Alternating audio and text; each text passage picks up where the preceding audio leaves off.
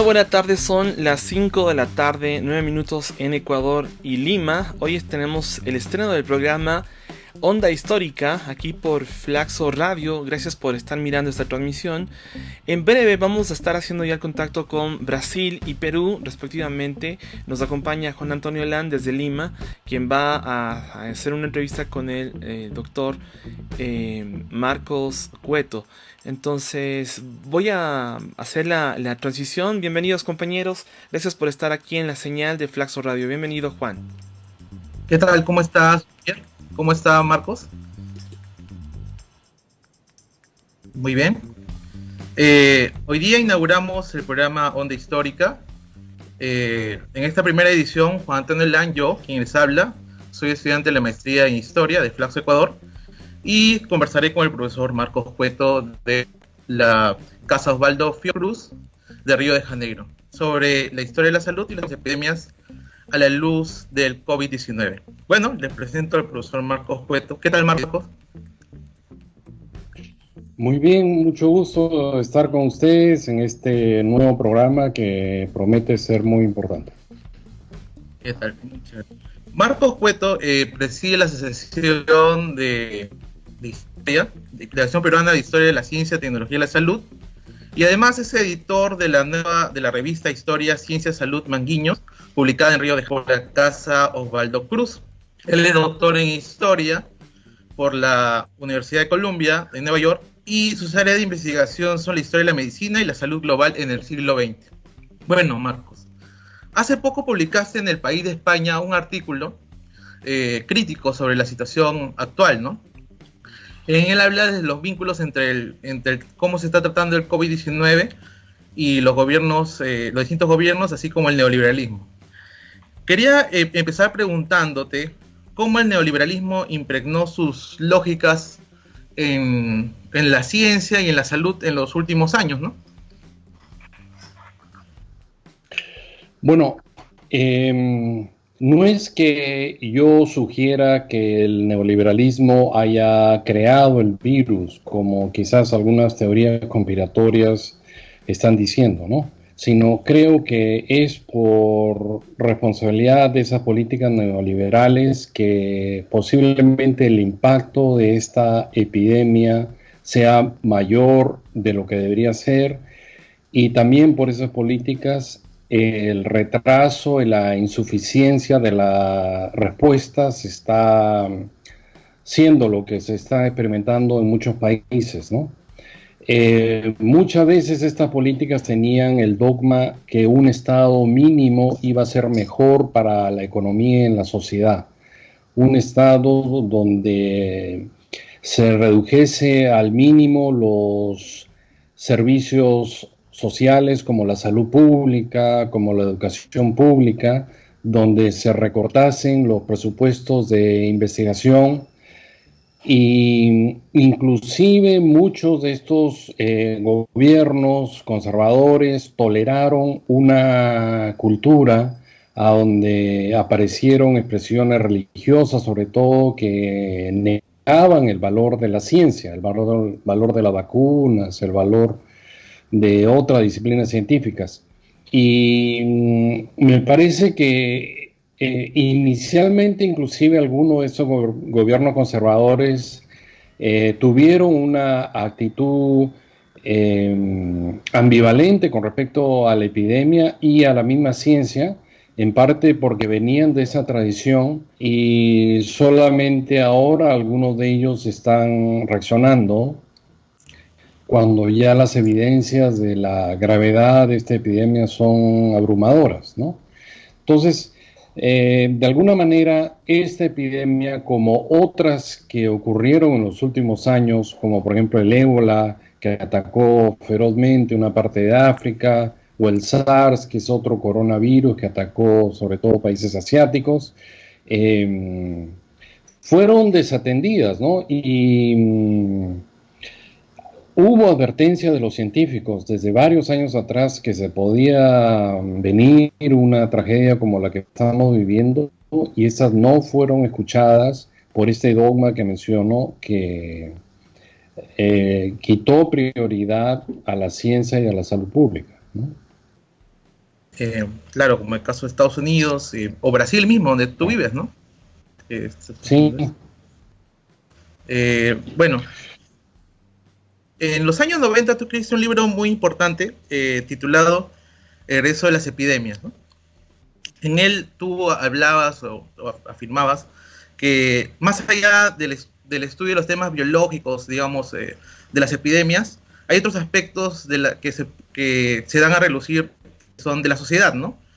Que estos aspectos del entramado social pueden ser vistos por los historiadores, ¿no? Y en qué consisten y cuáles son, ¿no? Bueno, las epidemias siempre magnifican una serie de problemas sociales, culturales, económicos, ¿no? Por ejemplo, ahora es evidente el estrago que ha causado el haber recortado tantos años los presupuestos de la salud pública.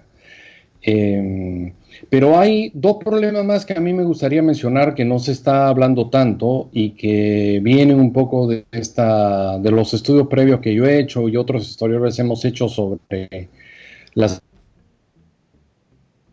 epidemias. O sea, se trabaja de nuevo la relación entre la ciencia y el poder, ¿no?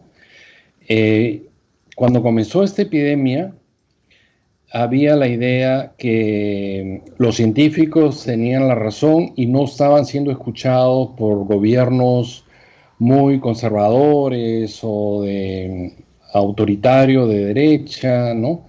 Y ahora hay la idea, en estos últimos días, que los más recalcitrantes, incluyendo el gobierno de Brasil, se han rendido ante la evidencia que es un poco abrumadora. Cuento el de Brasil porque hasta hace 2 días el gobierno de Brasil, el presidente de Brasil estaba negando, insistía que era un pequeño resfriado lo que estaba ocurriendo y que la gente debía ir a trabajar, ¿no?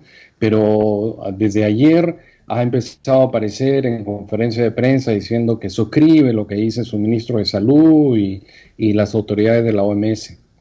Ahora, yo pienso que hay que tener cuidado en esta relación de la ciencia y del poder, ¿no? Uno se puede preguntar si es un momento de epifanía de estos gobernantes que durante tanto tiempo negaron a la ciencia, por ejemplo, negaron las advertencias de las personas que trabajan en temas del medio ambiente, negaron la validez de las vacunas, pero esos son problemas que no iban a desencadenar una tragedia inmediata, ¿no? O sea, los problemas del medio ambiente los podíamos predecir que iban a ser una tragedia de aquí a unos años, o lo de la vacuna cuando las personas tengan algunos años más, pero esto ha sido una cosa que ha golpeado tan fuerte y por eso han tenido que reaccionar. Pero yo creo de que esa reacción no significa necesariamente un abandono de esa política neoliberal o autoritaria, ¿no? Y que hay el peligro que ellos mismos interpreten la respuesta a esta emergencia como una respuesta temporal, como se diría en el Perú, un parche, una respuesta solamente por este momento y que pasado este momento se regrese a lo que ha sido una tradición y que yo veía en ese libro que mencionaste, de dar respuestas insuficientes y parciales a los problemas de salud y también recursos limitados a los servicios de salud, ¿no? Entonces, me parece que este es un momento clave para cómo se va a definir la relación entre ciencia y política. El poder, creo, el poder en algunos lugares está queriendo cooptar esas respuestas científicas a soluciones parciales y hay otros científicos que están tratando de recordar, no solamente pensar en el corto plazo de salvar vidas, que por supuesto es importantísimo, sino el mediano y largo plazo de restituir o incrementar, ¿no?, los recursos de la investigación y el aprecio de la investigación. Otro tema que yo vi en ese libro del regreso de las epidemias y que no se está viendo con intensidad hasta ahora es que en casi todas las epidemias aparece un grupo que es culpabilizado, que es estigmatizado, que es discriminado, ¿no? Los ejemplos más claros son, por ejemplo, en el SIDA. Después, casi desde el comienzo, se culpó a los homosexuales, ¿no? Según políticos conservadores americanos, el SIDA era una revancha de la naturaleza, un castigo divino, ¿no? Por estas personas que habían salido de las normas familiares tradicionales, ¿no? Y así en la historia se pueden encontrar varios ejemplos. En la Edad Media eran los judíos, en la peste bubónica que atacó a varios países de América Latina y al Perú a comienzos del siglo XX, los responsables quienes se convirtieron en responsables fueron los chinos. En el caso del cólera del Perú del año 91, el gobierno de Fujimori responsabilizó a los sucios, ¿no? Entre comillas, que era la gente pobre que según él no les gustaba lavarse las manos, ¿no? Entonces, un problema de conducta individual se convirtió como una manera de culpabilizar a las víctimas, ¿no? En esta epidemia todavía no han surgido con fuerza aquí, que va a ser quizá una inercia, una tendencia como en otras epidemias. ¿A quién se va a culpar, no? Ha habido ya un poco un esbozo de culpar a los asiáticos, ¿no? Inclusive en Estados Unidos, Trump hasta hace poco no perdió oportunidad de deslizar de que era un virus chino. Aquí el hijo de Bolsonaro dijo de que, aquí en Brasil el hijo de Bolsonaro dijo de que la culpa la tenía China. Había un ex asesor de Trump, Bannon, de que dijo que no solo era un virus chino, era un virus del Partido Comunista Chino, ¿no? Entonces, los chinos de repente, y eso llevó a actos de violencia contra población asiática, o sea, niños en escuelas en Estados Unidos han sido a veces prohibidos en algunos lugares de ir, ¿no? Otros posibles candidatos a esta cosa terrible del estigma que viene en muchas epidemias pueden ser los ancianos o las personas mayores. Es decir, que bueno, hay algo en su cuerpo, en su sistema inmunológico, que es lo que ha provocado el contagio tan rápido. Y un candidato natural, como en el cólera de Perú del año 91, es los pobres, ¿no? O sea, se recomienda mucho la higiene y el lavado de manos, lo cual me parece muy bien, y el distanciamiento social también me parece muy bien, pero a veces no se comprende o no se dan los recursos para practicar esas recomendaciones en zonas urbano marginales, donde la gente vive en espacios diminutos, donde no tienen acceso al agua, o el agua, por ejemplo, cuando yo estudié el cólera en el Perú, el agua que usan era un agua que compraban y que ya estaba contaminada, ¿no? Donde los servicios médicos no siempre son accesibles. Hay favelas aquí en Brasil de que hace un buen tiempo que no entra, o sea, no ingresa la policía y menos o ingresan a veces los trabajadores de salud. Entonces, los pobres, todavía esto no ha ingresado por lo menos en Brasil con fuerza en las comunidades, aunque ya hay varios casos, ¿no? Sobre todo en Sao Paulo. Pero si se disemina con más fuerza, espero que no, eso podría ser otro candidato, un grupo que se responsabiliza por no haber cuidado la higiene que se recomendó, ¿no? Claro, chivos expiatorios, ¿no? Claro, como chivos expiatorios, exactamente. Ese es un peligro que yo creo que es una cosa clara, que la historia puede ayudar un poco a predecir el futuro, ¿no? Porque nadie está hablando ahora de ese tema, del estigma, pero los trabajos de historia de las epidemias muestran que las epidemias tienen un ciclo. Hay una primera etapa de negación, que es hasta donde hemos estado viviendo en algunos países, incluyendo a Brasil, quizá el Perú no, porque ha sido un caso donde se ha dado respuesta temprano. Hay una etapa de negación que ocurre en muchas partes. Después hay una etapa como tratar de darle un resignificado a las epidemias o dar unas medidas, que hay un consenso entre diferentes grupos. Y hacia el final viene, o desde el mediado de la epidemia y hasta el final, viene un estigma. O sea, hay una responsabilidad se responsabiliza a un grupo en la sociedad de estar asociado a esa epidemia, ¿no? Entonces, en el caso de otras epidemias sí podemos encontrar cómo ha ocurrido ese problema histórico. En el coronavirus yo no lo veo todavía como algo definitivo, ¿no? Hay indicios que pueden ser los chinos, hay indicios que pueden ser los ancianos, hay indicios que pueden ser los pobres, ¿no? Pero no hay una ola de estigma todavía muy fuerte, y en eso los historiadores podríamos ayudar como a predecir y idealmente mejorar el futuro, ¿no? Que no venga ese estigma. Claro. Vinculado a esta reflexión que nos estás dando, ¿cómo esta nueva pandemia, epidemia, digamos, va a impactar en la investigación histórica de la ciencia y de la salud, ¿no? ¿Qué retos deja a los historiadores y a los divulgadores científicos? Yo creo que sí va a tener un impacto, ¿no? Hasta hace poco muchos historiadores nos ocupábamos, o nuestros colegas se ocupaban de aspectos de la historia cultural que son importantes, pero no siempre manteníamos un diálogo con el público, que creo que es importante.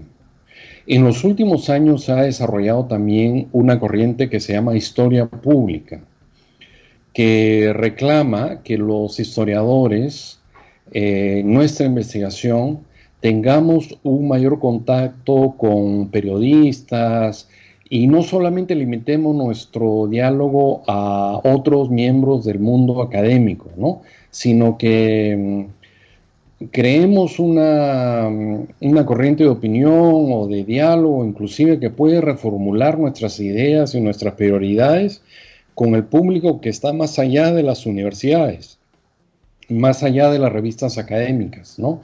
Que utilicemos otros recursos como, por ejemplo, la radio, las redes sociales, el internet, y entonces creo que eso es algo que debemos contribuir y que de alguna manera se va a acentuar. O sea, siempre hay una curiosidad del público por saber más de la historia, por tener referentes históricos, ¿no? En función de los problemas en que viven, que es natural que así sea. Y es mejor que tengan una opinión de una persona que ha investigado, de personas que se han formado en esta área, a que tengan versiones un poco caricaturizadas del pasado, ¿no? Hay otra corriente que quizás va a afectar a los historiadores, que se llama la ciencia ciudadana.